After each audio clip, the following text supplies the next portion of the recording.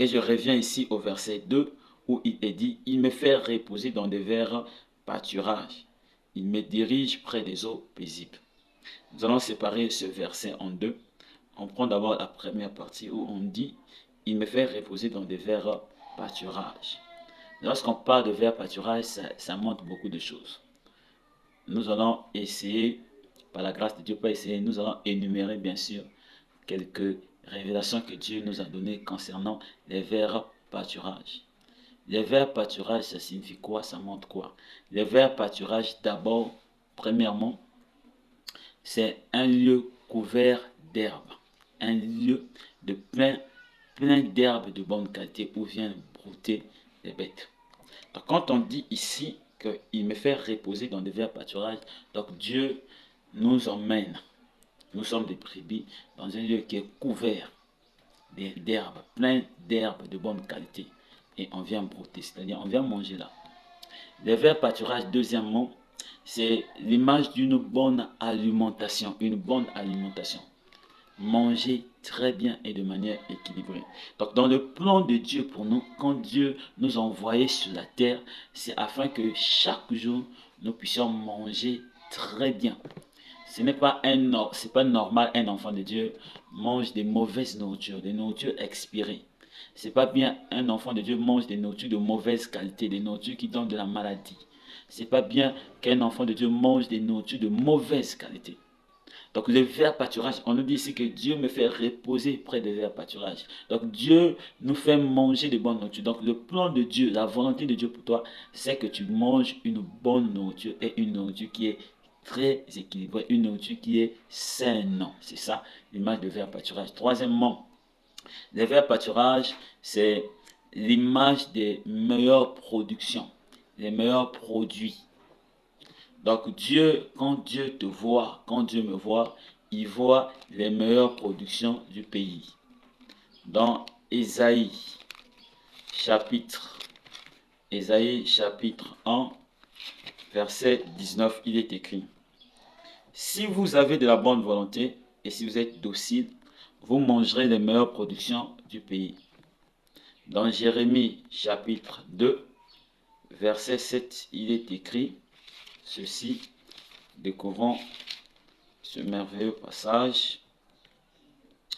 Je vous ai fait venir dans un pays semblable à un verger, pour que vous en mangiez les fruits et les meilleures productions.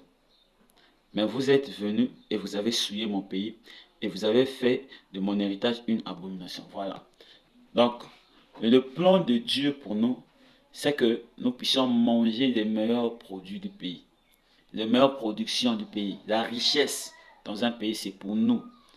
Si tu as donné ta vie au Seigneur Jésus, mon frère, tu es devenu fils, tu es devenu fille de Dieu, tu es devenu prince, princesse de Dieu, tu es devenu roi, sacrificateur, tu es devenu quelqu'un qui est assis au ciel avec Christ, c'est pour que tu puisses manger les meilleures productions du pays. Si dans ton pays il y a le pétrole, c'est ton pétrole. Si dans ton pays il y a le cobalt, c'est pour toi. Si dans ton pays il y a le diamant, c'est pour toi. Les meilleures choses qui existent dans ton pays, les richesses qu'il y a dans ton pays, cela t'appartient, c'est pour toi. Donc tu es appelé à vivre les meilleures choses. Il y a des bonnes maisons dans votre pays, ta maison doit être parmi les bonnes maisons. S'il y a des bonnes personnes dans ton pays, tu dois être parmi ces bonnes personnes. S'il y a des gens éclairés dans ton pays, des gens sages, intelligents, tu dois être parmi. Parce qu'on dit les meilleures productions du pays, les meilleures choses, les richesses du pays. Donc tu n'as pas à t'exclure dans le développement de ton pays. Tu n'as pas à t'exclure dans les biens qu'il y a dans ton pays. Quatrième chose, les verts pâturages nous montrent quoi? Les verts pâturages nous montrent cette nourriture intérieure, la nourriture de notre homme intérieur. N'oublie pas que l'homme a une partie physique et une partie intérieure qu'on ne voit pas.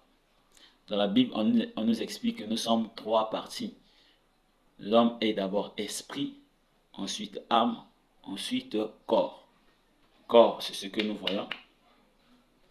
Notre âme, c'est ce que nous appelons notre cœur, qui détermine notre personnalité, nos comportements, nos envies, notre volonté, notre façon de faire, notre pensée. Bref, notre âme, c'est notre personnalité. C'est le volant qui dirige notre vie. Maintenant, notre esprit, c'est la partie en nous qui est à l'image et à la ressemblance de Dieu. Notre esprit, c'est la partie en nous qui est en contact avec les esprits. Notre esprit, c'est la partie en nous qui est en contact avec Dieu. C'est ça. Donc, notre esprit n'a pas besoin de nourriture parce que la Bible dit que celui qui s'unit avec le Seigneur, celui qui s'attache au Seigneur, devient un même esprit avec lui. Donc notre esprit est avec le Saint-Esprit est devenu un même esprit. Notre esprit est parfait comme Dieu. Notre esprit est comme Dieu. Nous sommes comme Jésus est, comme Dieu est. Donc notre esprit n'a pas besoin de nourriture, n'a pas besoin de parole. Ce qui est en nous qui a besoin de la parole comme nourriture, c'est notre cœur, c'est notre âme. Ton âme, mon âme a besoin de la parole. Et on nous présente la parole comme une nourriture. Dans Matthieu 4,4, on dit que l'homme ne vivra pas de pain seulement, mais l'homme vivra aussi de la parole de Dieu. Voilà, donc les verts pâturages, c'est aussi l'image d'une bonne nourriture, de la nourriture de l'homme intérieur, de notre âme. Les verts pâturages représentent la parole de Dieu. Il y a encore beaucoup de choses à dire.